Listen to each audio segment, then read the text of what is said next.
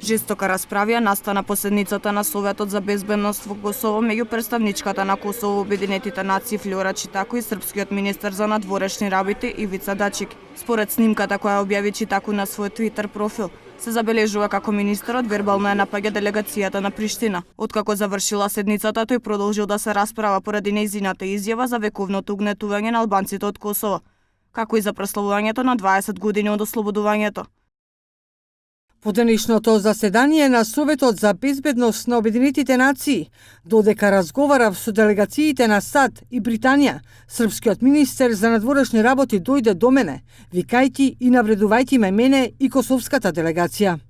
На снимката под објавата кој Читако ја објави, се гледа дека Дачико неколку метри оддалечености вели: "Тие што седиш со нив се твоите колонизатори", мислејќи на Велика Британија и Соединетите Американски држави.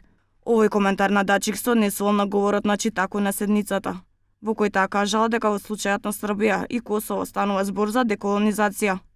Дачик по седницата на Советот за безбедност кажа дека го вџашила лагата на Читако.